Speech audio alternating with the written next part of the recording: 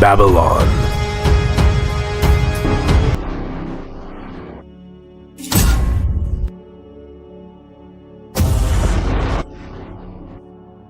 Hey guys, tonight we're going to uncover a buried page of history, one hidden for thousands of years, where moonlight slips through ancient stone walls. And the whispers of the dead still echo through the silent halls of Babylon. Picture this, the ancient capital of Babylon at the stroke of midnight, the air thick with jasmine and secrets, and in the highest room of the palace, a queen waits. Not for sleep, but for blood-soaked rituals. This isn't a story you'll find in textbooks or on museum plaques. No, tonight, we're peeling off the golden mask of legend to reveal one of the darkest bedtime stories ever passed down from the ancient world. A story of beauty, power, and a fateful night with 100 youthful slaves, none of whom would live to see the sunrise. And hey, don't think this is just a story to lull you to sleep, because you might not survive the first 10 minutes. So, before you get comfortable, take a moment to like the video and subscribe, but only if you genuinely enjoy what I do here. And, by the way, where are you listening from? And what time is it where you are? Drop a comment and let me know. Maybe you're in a quiet little town at 11 p.m., or in the heart of a bustling city at 3 a.m.? Now, dim the lights. Maybe turn on a fan for that soft background hum. And let's ease into tonight's journey together. Babylon, the city of towers that reach toward the heavens, of the legendary hanging gardens, and of a queen so beautiful, even the gods turned to look. Her name was Semiramis. She wasn't born of royalty. No divine blood ran through her veins, but she stepped into power as if she were born to rule. Exquisite beauty, razor-sharp intellect, and ambition without bottom. At first, the people worshipped her as a symbol of peace. She enacted laws to protect slaves, built bridges and roads, and organized festivals to honor the gods. Prayers echoed throughout the temples of Ishtar in gratitude to the benevolent queen. But you know, beautiful stories often hide shadows. And in Semiramis's case, those shadows weren't court scandals or palace intrigues. They were ancient rituals. Very ancient. So old that even the sorcerers of that era advised against reading them. No one knows exactly when she changed. Only whispers remain that dark-robed figures began appearing in the palace, that they didn't belong to any known deity of Marduk or Ishtar. They spoke languages no one had ever heard, and they demanded offerings that no one dared name. People started disappearing. First, prisoners of war, then servants, guards. No one saw them last. Only a few cleaners murmured stories of rooms deep underground, always faintly smelling of sulfur, and stains of blood that never washed out. But all of this was just rumor until that night, a full, cool moonlit night, when Semiramis held a grand feast in honor of Ishtar. She ordered the selection of 100 male slaves, youthful, strong, and beautiful like gods. They were pampered for months. Special diets, herbal baths, daily meditation. They thought they were being prepared for noble service. But in truth, they were being prepared for sacrifice. She had uncovered an ancient ritual buried beneath the royal library's lowest level. A forbidden rite, one that had once made an entire city vanish from the map. This ritual promised immortality, not the usual long life, but transcendence beyond the boundary between mortal and divine. And it required 100 souls. On that fateful night, the sky over Babylon was cloudless. The full moon shone so brightly that even the owls atop Ishtar's temple squinted under that moonlight. The palace transformed Not in the "we just redecorated the garden" kind of way, but every wall was draped in black, purple silk, lit by candles, not the kind sold in the market. These were made of human fat. Yes, human fat. Who sold it? Certainly not the bakery by the central square. In the Queen's private chamber, everything was arranged according to ancient astrological and magical principles. Pillows aligned with retrograde Saturn, mirrors hung to reflect light in a mildly disorienting effect. And at the center, a bed that was both altar and the stage for a living sacrifice. Outside, the young men were brought in, one by one, in an order determined by astrologers after 3 months of deliberation, like picking a World Cup final team. Those with uniquely shaped ears, high cheekbones, or birthmarks in specific locations mentioned in the ancient scrolls qualified. If you were an ancient man with hip bones shaped like an omega, congrats. You just made the top 100 and might not make it through the night. Each young man was welcomed with a goblet of wine, served in a cup carved from meteorite. Fancy, like a 7-star bar, but spiked, not heavily, just enough to slide you from earthly realm to underworld gently, without a jolt. Semiramis greeted each one with a gentle smile, the kind of gentle that, if you didn't know better, you'd think she was offering you a cinnamon roll instead of preparing you for sacrifice to an otherworldly force. She didn't kill them with swords or brutality. No, she absorbed them. The ritual involved physical contact. Yes, that kind of intimate contact, timed precisely with the victim's final breath. In the occult world, this is the soul gate moment, and she believed that through this act, she could absorb not only their life, but their talents, memories, and even sense of humor, if any. One boy named Nabu, known throughout the palace for his jokes, was chosen first. No one saw him again. But days later, Semiramis began cracking jokes during royal meetings. One joke in, and the entire council burst out laughing like they were under a spell. Someone said, "Her Majesty tells jokes like the god Mercury himself." In, another whispered, "No, Nabu's in there now." In, just like that. One by one, they disappeared. The scent in the room began to shift.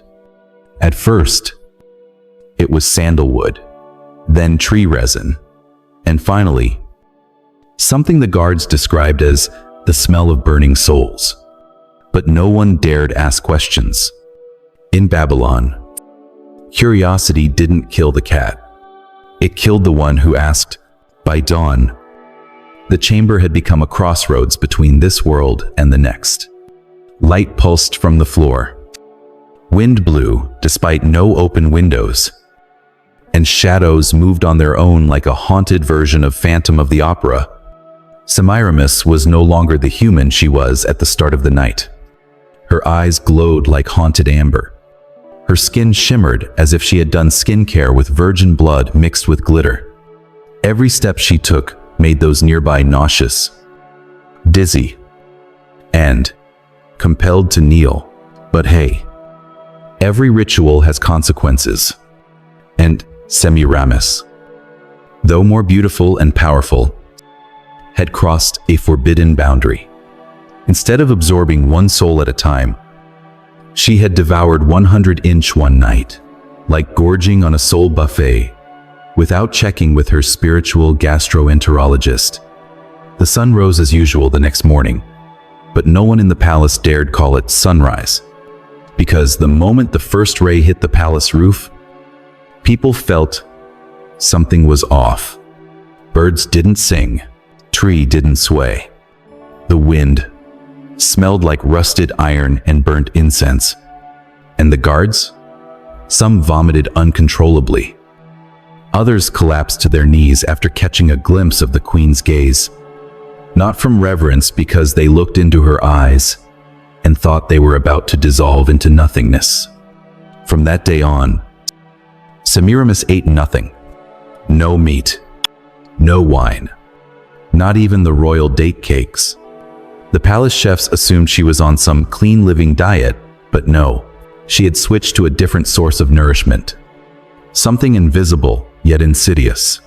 Life, energy. She'd walk past the flower gardens, plants wilted.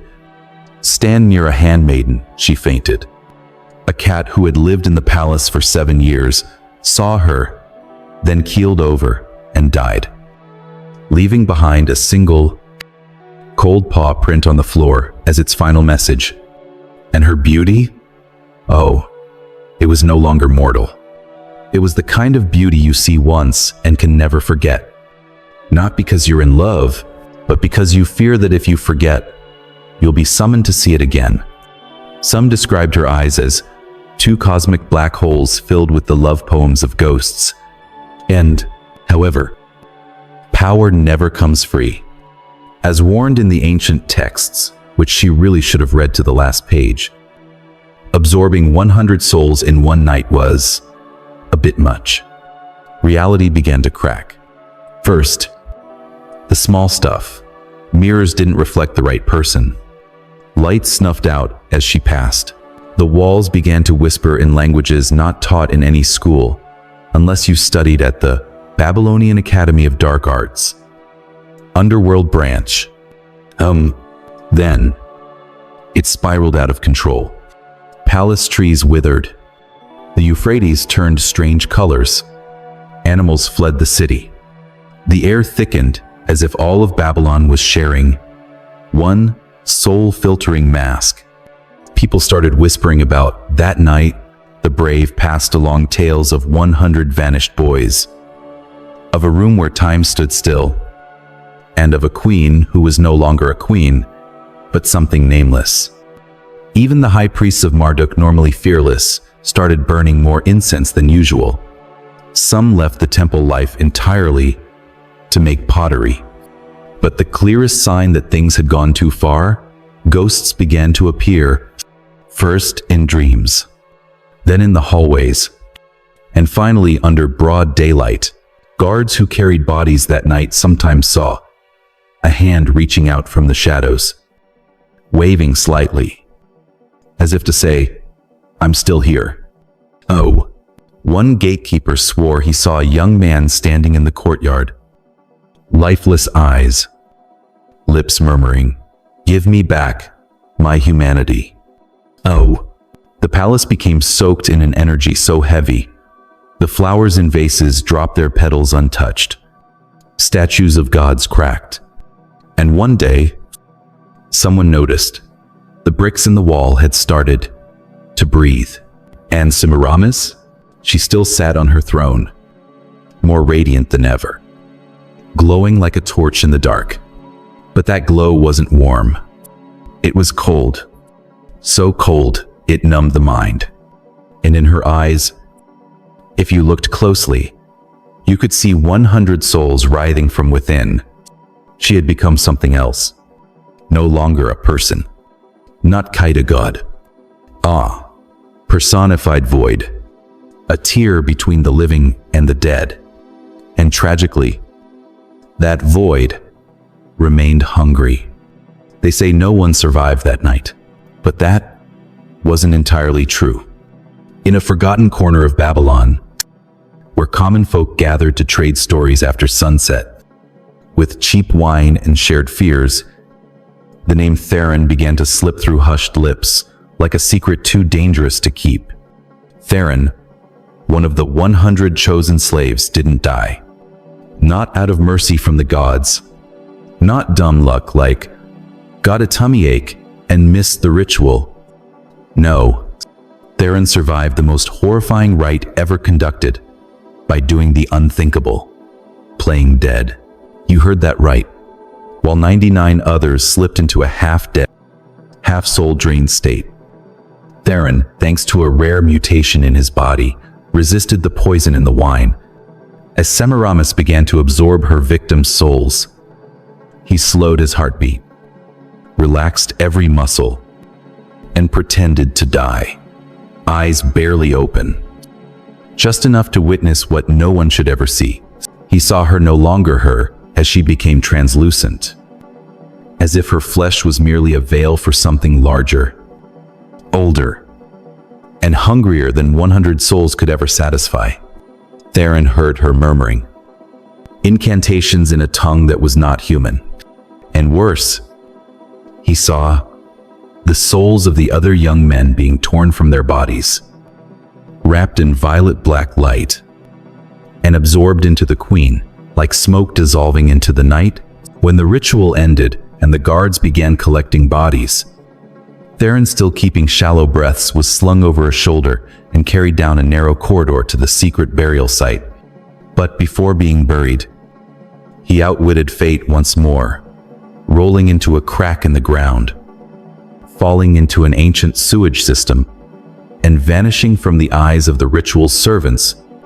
For months after, Theron lived in crypts, hiding among mummified corpses and rats. Sounds miserable. But believe me, living among dried flesh was better than living in a palace full of ghosts. And then, when he began to speak, people listened. At first, it was a few drunkards. Then, a few priests who'd always felt something wasn't right. Then nobles who'd lost loved ones on the night of Ishtar.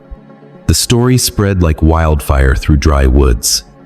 And every detail Theron shared, from the violet light to the ancient chants, matched the bizarre signs now haunting Babylon. People began calling Theron superstitious names: the survivor of the void, the witness of the abyss, the talking shadow. And then they gathered, not in some loud riot with torches and pitchforks. No, they gathered in silence, in abandoned temples, in market cellars. Elder priests pulled forbidden carvings from ancient libraries. Sorcerers long hidden in the mountains returned, bearing talismans from pre-Babylonian sealing rites. They knew this wasn't a political crisis. This was a spiritual war. The goal was not to dethrone a ruler. It was to expel an entity that no longer belonged to this world. Finally, they made a bold and symbolic decision: to summon a divine trial. An ancient proceeding once held when the boundary between mortals and gods had been violated. It would take place at the Great Ziggurat, once the bridge between heaven and earth. And the only person who could stand as witness was Theron. By now, Semiramis knew someone had survived, but instead of destroying him outright, she panicked. Not out of fear of a man, but because the ritual would collapse if a soul remained unfinished. In the forbidden texts, this is known as a fractured essence. And if the cycle of the rite wasn't closed by claiming the final soul, all absorbed power would turn against its wielder. The queen, or rather, the thing wearing her form, ordered Theron's capture. But he had disappeared into a maze of tunnels protected by ancient mages, a place beyond even divine or demonic sight. The trial was held under the blood moon. All ranks were present: commoners, mages, nobles, and even emissaries of the gods, animated statues summoned from myth. When Semiramis entered, the ziggurat shook. Theron emerged. His eyes were no longer those of a slave. They were the eyes of someone who had seen the afterlife, survived it, and vowed not to let it stand unchallenged. And then, the trial began. When the trial began, the heavens held their breath. Not the usual cloudy sky before rain kind of stillness this was, as if the entire space around the ziggurat had been pulled into an invisible sphere. No wind, no sound. Even the flies had signed a pact of absolute silence. Semiramis stepped onto the judgment platform. No one dared meet her gaze. Her form was made of both light and shadow, sometimes mist, sometimes polished moonstone. Anyone who stared too long began to gasp for air, their hearts pounding.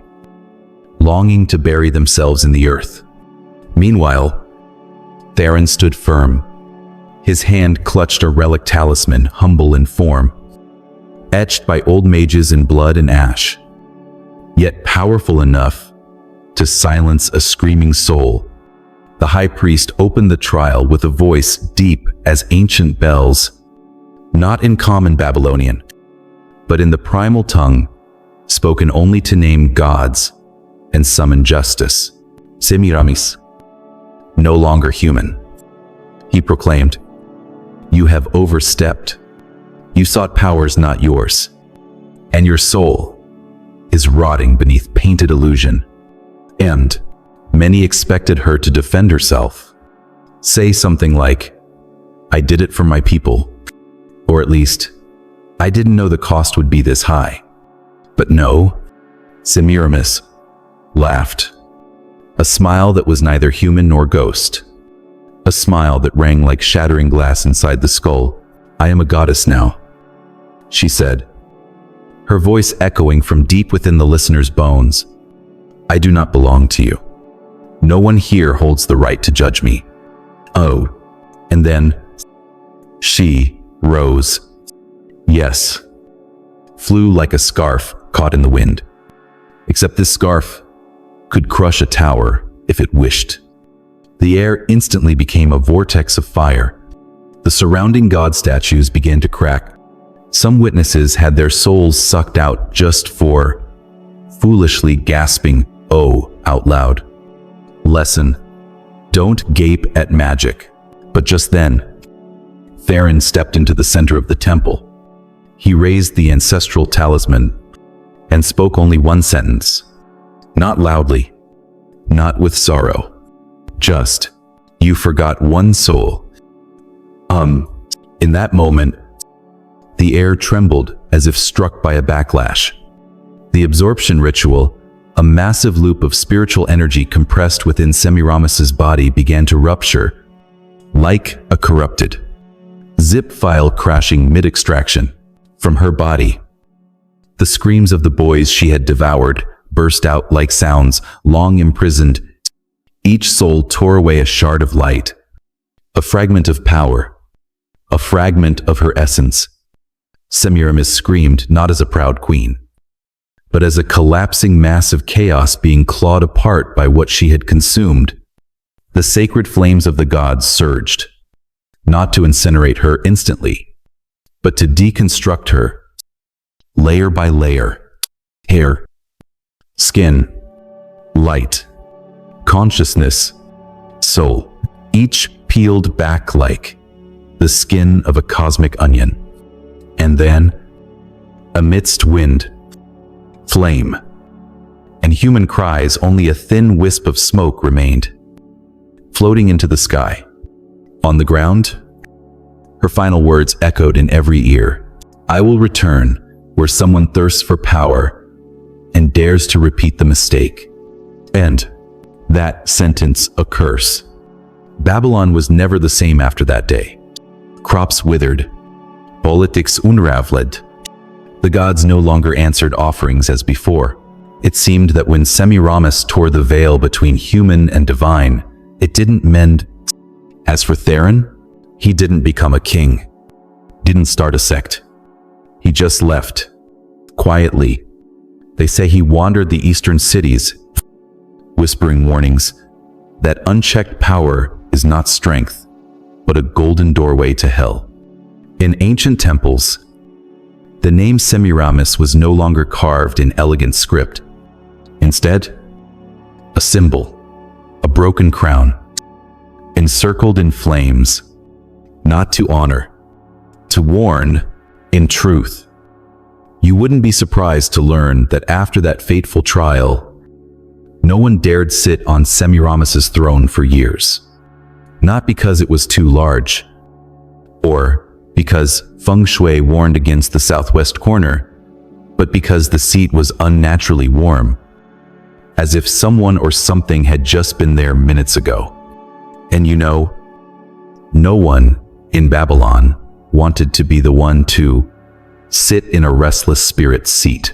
Ever since Semiramis was unraveled from reality, Her empire entered what historians now call a gentle chaos, the kind where people still shopped, still prayed to gods, but occasionally saw the shadow of a woman standing atop the ziggurat, her hair billowing against the wind. The nobility fell into infighting. No one truly knew who the rightful heir was. Some claimed she had a son, but the ancient texts were vague. Others whispered he was the result of a ritual, a child of a god, and something best not mentioned before dinner. Historians still argue about it, as the royal bloodline records from the post-Semiramis era have holes so large you could drive a chariot through them. In the midst of that confusion, something curious happened. A new religious movement emerged: worship of the nameless god. People lit candles, bowed in no specific direction, and absolutely never uttered any deity's name, because they feared saying the wrong one. It sounds a bit funny, but really, would you dare say Bloody Mary 3 times in front of a mirror? Amid this spiritual unease, a strange document was discovered in the basement of an abandoned temple, an astronomical map that didn't match the current sky, accompanied by notes written in a half Babylonian, half something else, language that no one could decipher. It described a return, though it wasn't clear whose. Some scholars believed it referenced a millennia-long astronomical cycle. Others, including one professor who once wrote a guidebook on decoding cuneiform like ancient Sudoku, believed it was the travel itinerary of a metaphysical entity.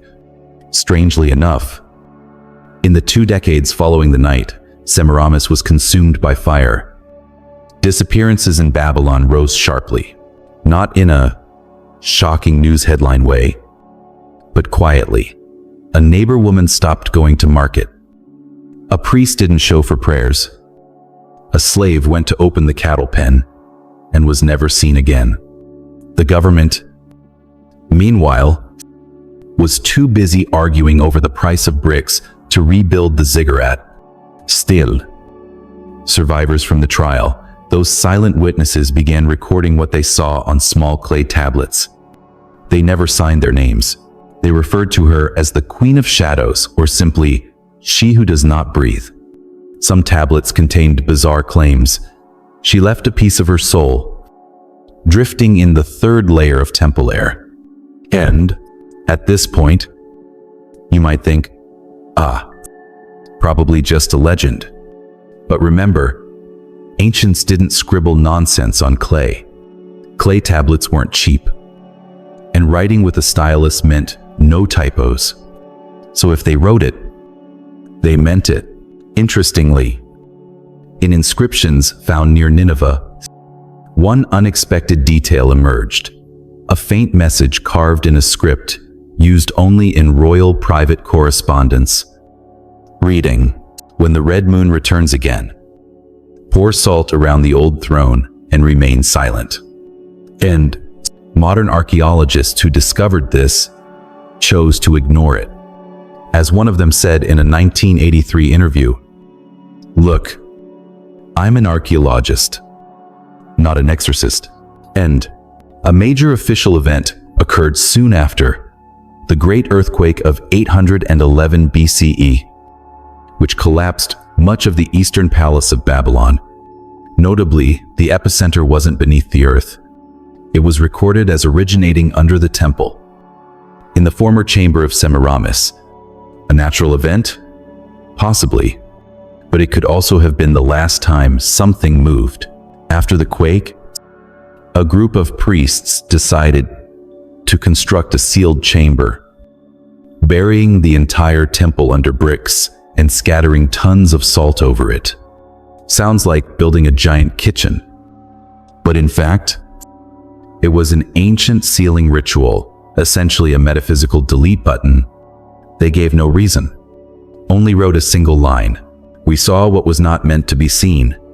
And from that moment, Semiramis's name vanished from official records.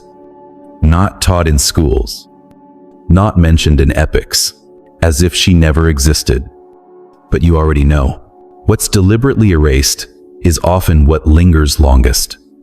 And sometimes, on nights when the eastern wind blows the wrong way, a few wandering travelers still say they've seen a woman in a purple cloak standing atop the ruins of the old ziggurat, her gaze piercing the night, searching for someone who still owes her a soul. Now, let us gently shift the pace of our tale, like a storyteller sighing over tea, flipping through dusty pages to confront the question already forming in your mind. So who? Really? Was Semiramis? If you ask modern scholars, they'll sigh and say, well, she's a semi-legendary, semi-historical figure, hard to pin down. But if you ask the ancient priests, they might shudder, then whisper, some names are better left alone. And of what? But since you're up late with me, and since curiosity is a deeply human trait, let us together unroll the ancient scrolls line by line, glyph by glyph, to understand the woman who once made an entire civilization tremble with a glance and a curse. According to most official records, Semiramis is thought to be based on Shamaramot, a real-life queen of the Assyrian Empire in the 9th century BCE. She was the wife of King Shamshi-Adad V. And after his death, she didn't fade into the background like most royal widows, but seized power with bare hands and an unblinking stare. Shamaramot became regent for her young son, an extremely rare occurrence at the time. And remarkably, she held power for 5 years, leading armies, signing treaties, expanding influence, and forcing neighboring kingdoms to open their letters with, "Dear Madam." And this verifiable historical record makes her one of the earliest documented female rulers in ancient history. On a stele discovered in northern Syria, her name appears with the title, Ruler of All the Lands. Sounds a bit grandiose. But at that time, if you weren't grandiose, you were probably already in a tomb. So what turned Shamaramot, a real person, a visionary ruler, into Semiramis, the queen who devoured souls, slept with 100 slaves, and conversed with shadows? That's the strange part. Over the centuries that followed, the name Semiramis appeared in legends from Mesopotamia, Persia, and even Greece. With each retelling, she became stronger, more mystical, and more bizarre. Some claim she was the daughter of the fish goddess Atargatis, raised in the forest, fed by birds, and that she built Babylon with her bare hands, must have been on an intense workout regime. One version said she turned into a bird after betrayal. Another claimed she built the Hanging Gardens of Babylon to seduce a lover and then ate him when he said the food was too salty. Ancient love was different.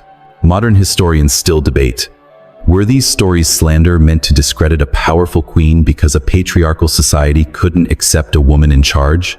Or were they reflections of a complex personality, both mother of an empire and manipulator of divine fate? However, there's a lesser-known fact. Certain texts from ancient Egypt, yes, even Egypt had opinions about her, referred to Semiramis as the two-faced queen, and described a mysterious diplomatic meeting between her and a priest of Isis, during which she asked, "How can a woman stop the gods from scorning her?" That question caused the priest to vanish from all records. No one knows why, but it's one of the rare clues suggesting she didn't just seek power, she sought to transcend the limits imposed on women of her time. Getting familiar, isn't it?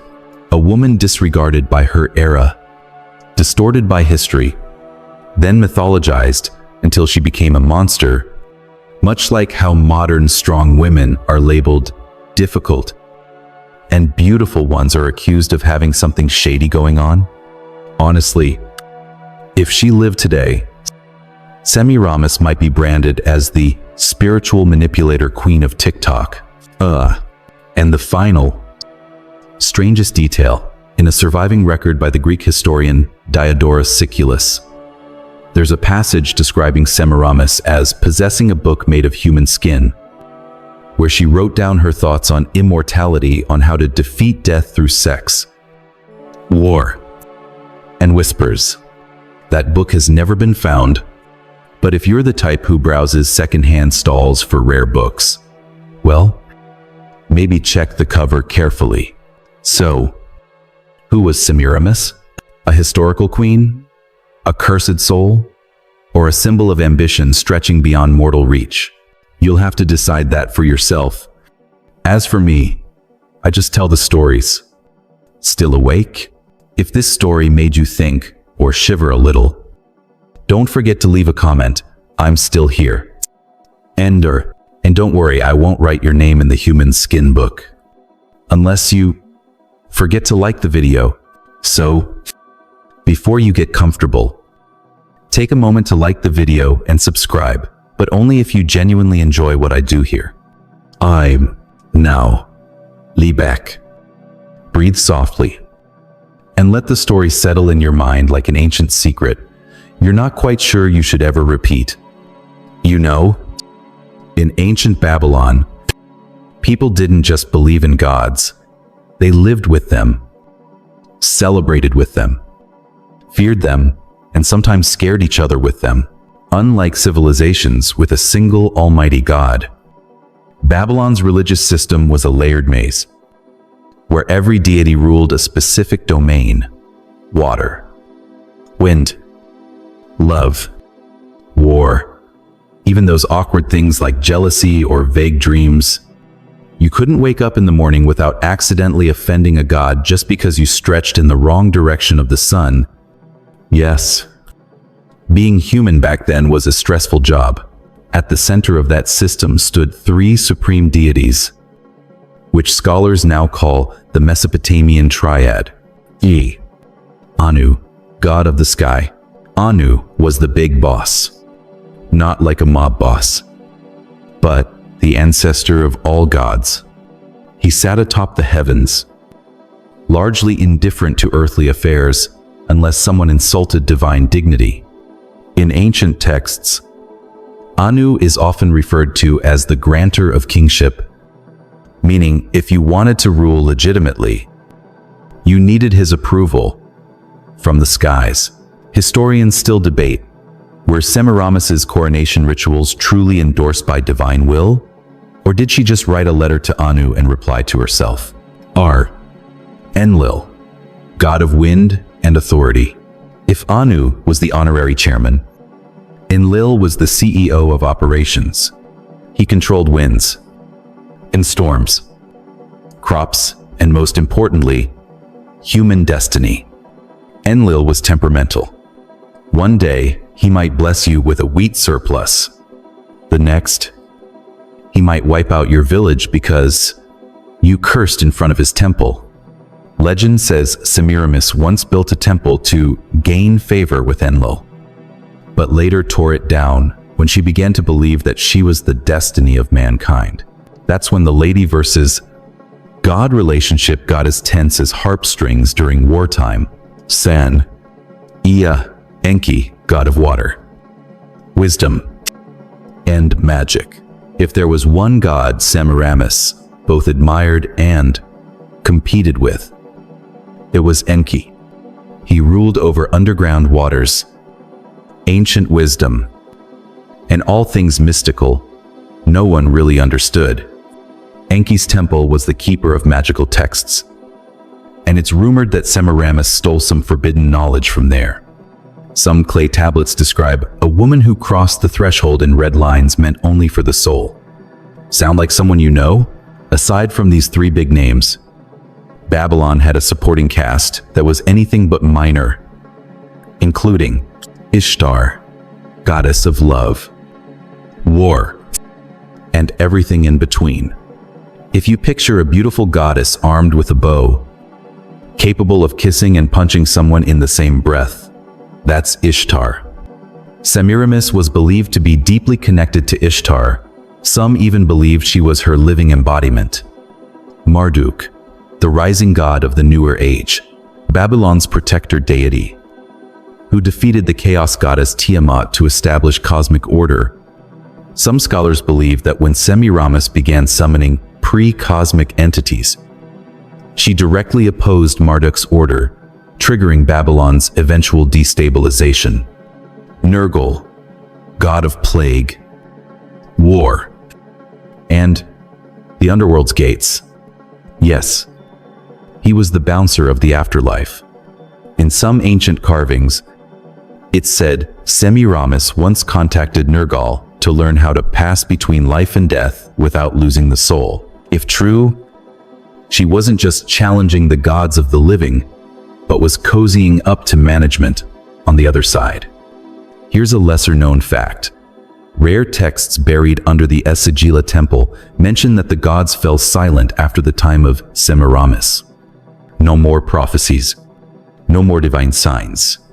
Priest said, the sky stopped answering. And sounds like sending a leave request email and getting ghosted. And that's the crux. Semiramis's rise wasn't just a human ascent, it marked the retreat of the old gods. Some saw it as a dark age, others as the beginning of a new faith, where humans aspired to become gods. Modern scholars still argue, did the old polytheistic system break because of Semiramis, or was she the symptom of a crumbling belief? Some quietly believe she didn't just learn from the gods, she consumed their souls.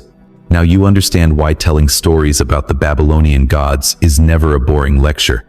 It's like following an ancient cinematic universe, where the drama unfolds not just between people, but between mortals and the eternal. Still listening? If you feel like you learned something strange and wonderful or simply got a chill, drop a comment. The gods are silent.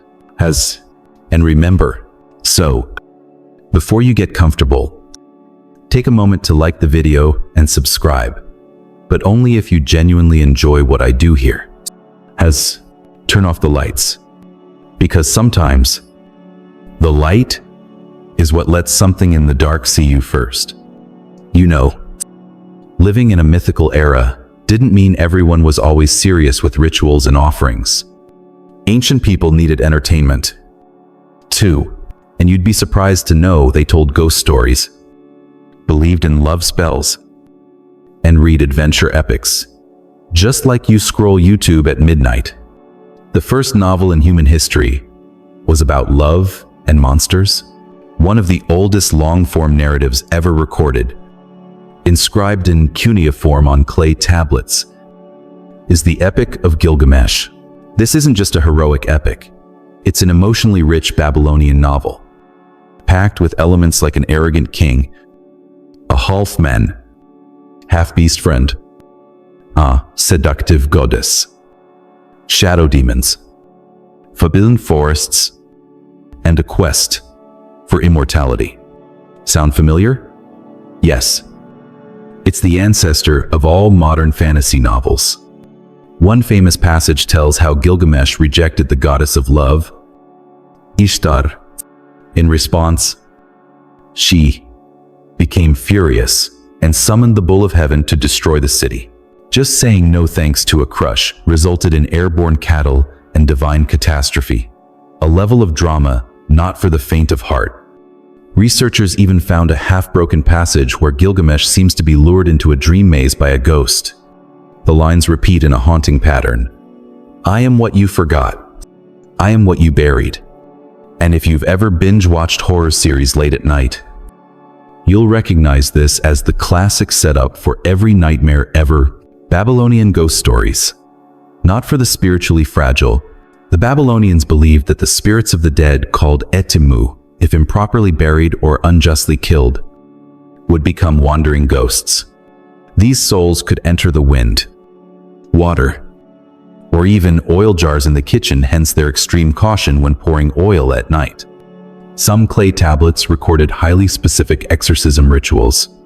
For example, place 7 pieces of bread on the rooftop, tie a red string around the left toe, and recite, return to dust, that the living may sleep.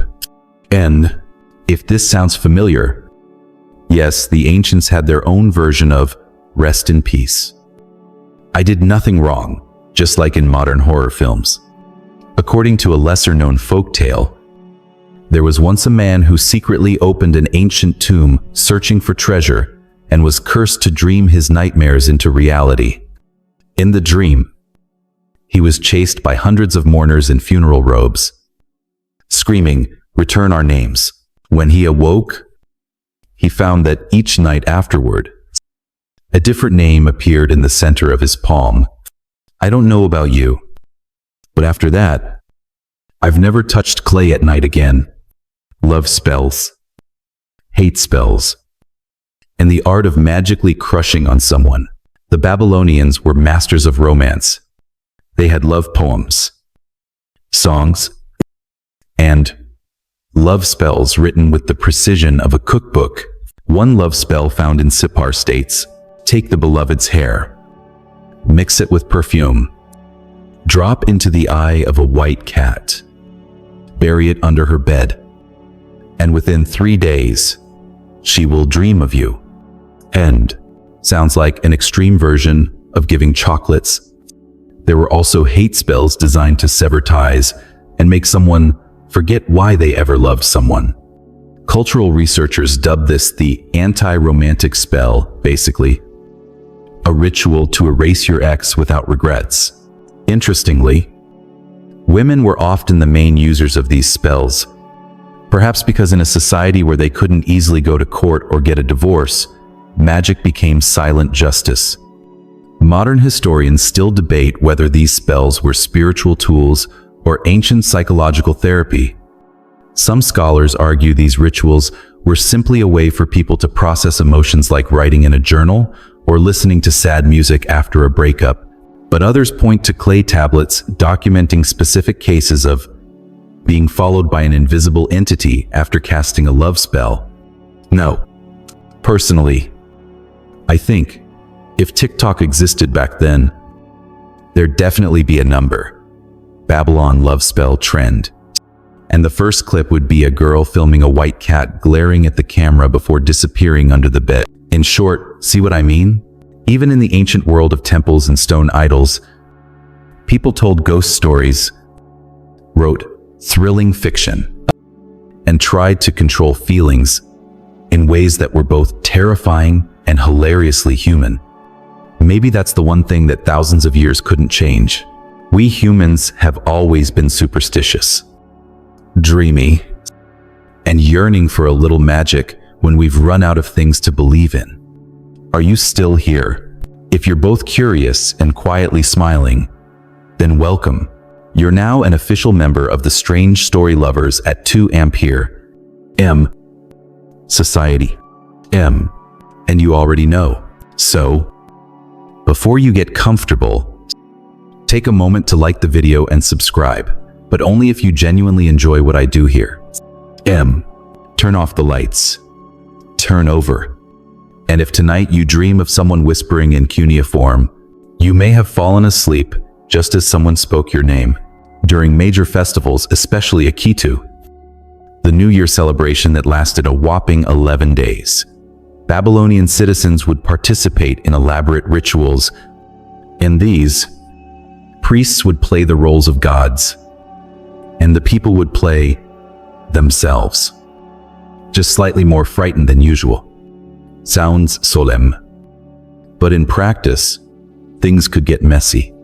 For example, in one ritual, the king had to be slapped hard by a priest of Marduk to prove he still feared the gods. If his eyes teared up, everyone rejoiced. The gods have forgiven us. But if he stayed unfazed, a spiritual cloud of doom hung over the nation for a whole year. One modern scholar joked, "No wonder Babylonian kings were so emotional, not because they were sensitive, but because the annual slap got harder each time." And you think it was just men involved? No. Women played crucial roles too, especially the priestesses of Ishtar, believed to guard the gateway between love and death. Some rituals required them to dance in trances, recite poetry in ancient tongues, and wear lion-shaped masks. Why lions? No one's quite sure. Maybe just style. The legend of the mirror without a reflection. A strange folk tale from Semiramis's time, found on a shattered clay tablet, tells of a bronze mirror kept in a small temple near Babylon's southern wall. Legend says, whoever looked into this mirror wouldn't see themselves, but their version in the afterlife, not dead, per se, but the soul's replica, living an alternate existence. Some saw themselves weeping, others saw themselves on a throne. Some saw versions without eyes. It said the mirror was sealed away by a quiet priestess named Iltani, who, after gazing into it, quit her job, stopped speaking, and became a baker. I figure, if something can turn you from a priest to a pastry chef in a single morning, maybe it's best not to gather around for a peek. Divination and the art of your soul feels off track. The Babylonians placed great faith in dreams and had an entire industry built around interpreting them. An ancient text titled The Scroll of Dreams, reprinted many times on clay, listed omens in precise detail. For example, dream of a snake crawling into your shirt equals promotion incoming. Dream of teeth falling out equals someone close will marry or die. Depending on which tooth, dream of flying equals your soul is temporarily out of your body. So maybe don't wake up too fast. There were even royal dream interpreters called Shai Lu. They would listen to your dream, nod solemnly, then say things like, "This omen smells of Enlil," but it could also be from eating beans too late.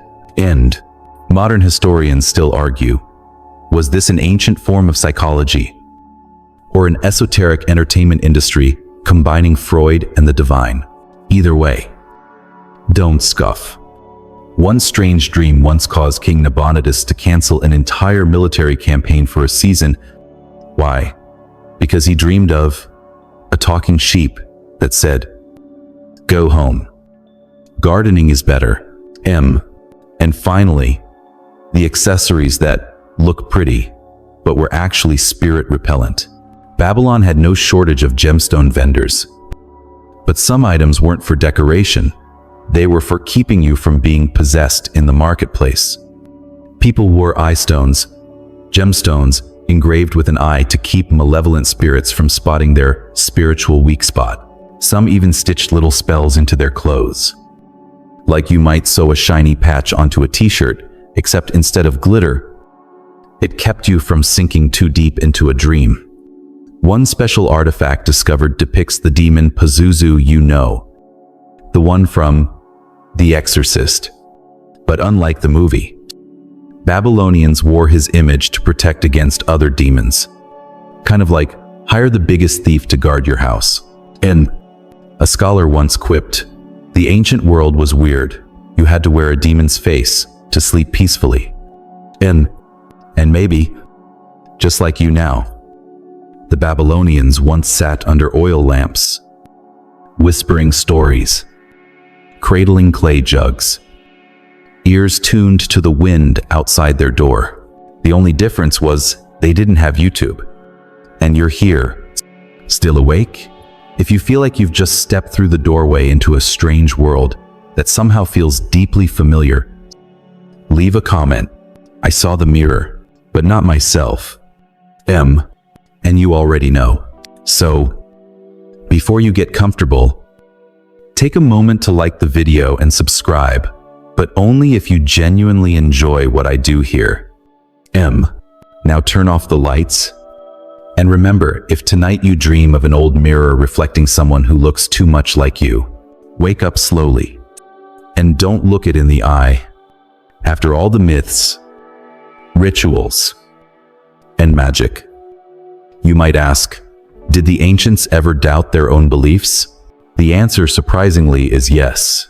In an inscription found at Borsippa, on a scorched and cracked stone tablet, there's a line written in unusually warped cuneiform as if by a trembling hand. After years of scholarly furrowing, it roughly translates to, when the god does not answer, when the temple gives no sign, when the shadow sits to eat before me, then I know something is lost, and I no longer know what I believe. That line, simple as it is, makes you pause, because it doesn't come from folklore or poetic verse. It comes from a real person, maybe a priest, a scribe, or just a potter who, in some quiet moment between candlelight and shadows, stopped and asked the question, what happens when even the gods fall silent? The silent ones, the strangest sect of Semiramis' time. Did you know that in the age of Semiramis, there was a group of people who chose never to speak? Not because they couldn't, but because they wouldn't. They were called the Keepers of Silence, living on the western edge of the city, where sunlight touched only half the day. They believed that words injured reality, and that whatever is spoken becomes a summons. It sounds like an ancient version of sound detox. But they were serious. They communicated only through tapping, eye contact, and a complex system of hand signs still not fully deciphered by modern linguists. Records about them are rare, but on a broken clay tablet found near the Ishtar temple, there's one fragment that reads, "There was a child who could not speak, but knew the name of every soul." It brought someone back from the seventh dream, and researchers think it's a metaphor. I think if a child can pull someone from the seventh dream, even if we don't know what the first six were, we should probably let them play in peace. The legend of the house with no door. There's a story once whispered by Babylonian mothers to scare children away from wandering at night. That house stood in the eastern quarter. No one built it. No one cleaned it. And no one remembered why it was there. It had no door, no windows, just 4 smooth, cold stone walls. Standing near it, you could hear echoes that weren't your own. People said that if you stood there at midnight, pressed your ear to the wall, you'd hear a cry for help from another version of yourself. The tale tells of a young girl who once tried to chip her way in. The next morning, all they found was her bracelet placed neatly on the roof, and a voice came from inside the wall. "I am inside, but I never walked in." And no one touched that house again. Children were warned, if they ever accidentally kicked it while playing, they must close their eyes, count to 9, and turn away. Don't ask why 9. Maybe it's tradition. Maybe there's something in the 10th dream you shouldn't see. An ending? Or just a circle? Century later, Babylon fell. The temples turned to ash. The clay tablets shattered in dry soil. But the strangest part? The stories remained. They didn't need writing. They passed through breath, through chills on the back of your neck, through dreams you don't remember yet, can't shake all day. And if you've ever asked yourself, why do I fear things no one ever taught me to fear? Maybe you heard these stories long before you knew what they were called. Still awake? Congratulations. You are now the last person left at the ancient temple, holding the flickering candle of curiosity while the rest of the world sleeps. Leave a comment. I never stepped in, but I'm still inside. And see. And if you feel like you need a bit of calm after all these strange tales, remember. So, before you get comfortable, take a moment to like the video and subscribe, but only if you genuinely enjoy what I do here. And see. Now let the last light fade. And if you hear a soft knock on your wall at midnight, it's probably just the wind. Right? Wonderful. You're still here, patient, silent, as if you too are sitting inside a crumbling temple, holding the last candle, listening to the whispers of those who lived before us thousands of years ago. So then, I'll continue. And this time, we step into the borderland between history and the unconfirmed. The unwritten final chapter. Babylon's unsolved mysteries. Not many people know that after the fall of the Babylonian Empire, there was a concentrated effort to rewrite history. Literally, many new kings, especially under Persian rule, ordered the old stelae to be broken, their names carved over previous inscriptions, and entire mythologies redefined to suit the new political order. You know, kind of like someone deleting all their old photos after a breakup. Except this was a little more permanent. And in that purge of memory, one thing was buried deeper than all. The Eastern Quarter Library, the Library of Shadows, a vault of texts that should not exist. At the far edge of Babylon, near what was once the high priest's district, there was a secret library built deep underground, 3 levels below the palace floor. According to legend, it held all the texts, rites, and records of things beyond the reasoning of men. The Babylonians called it Ekaretsu, the house without words. And only a chosen few were allowed inside. High priests, keepers of secrets. And according to some sources, Semiramis herself once read there, before, well, you know, things got strange. Fragmented accounts from later Persian scribes claim that when they took Babylon, they discovered a dark vault, filled with clay tablets written in a language none of our men could read. Even though they knew Babylonian. The strange part, the tablets hadn't been fired as usual. They were shaped, but soft, faint, as if the text itself refused to dry. A modern scholar, while examining old maps of the ancient library, once wrote this in his journal: I believe there is a room where men did not write to remember, but to keep what was written from escaping. He crossed out that line, but the ink remained clear. The weeping eye, a forbidden symbol, one of the most mysterious symbols tied to the rituals of Semiramis's era, is a pair of eyes with a tear falling upward.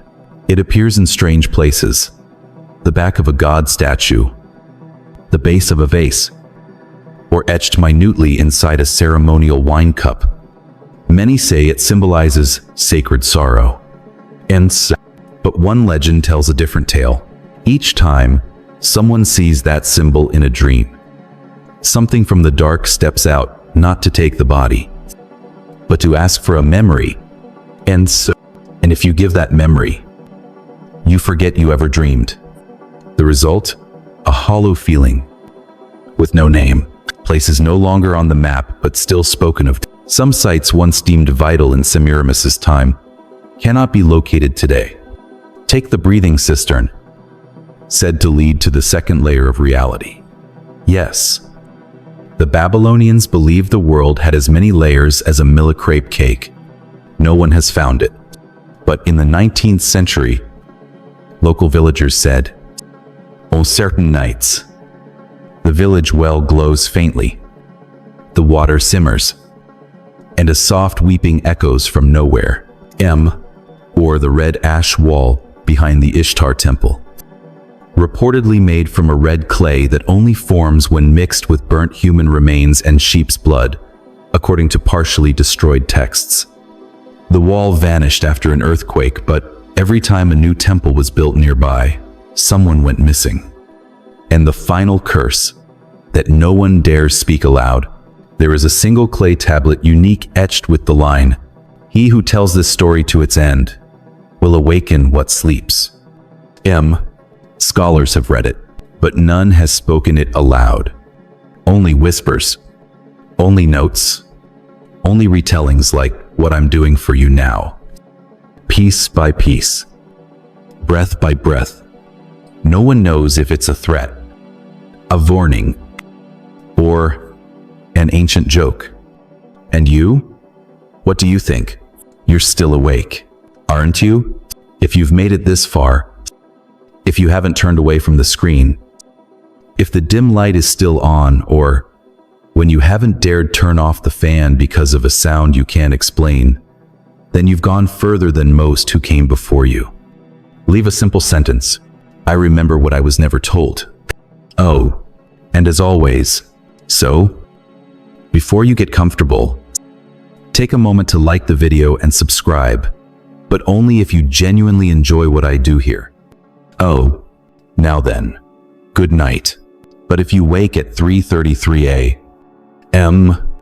for no reason, and feel like something is waiting for you to continue a story left unfinished, maybe it's listening to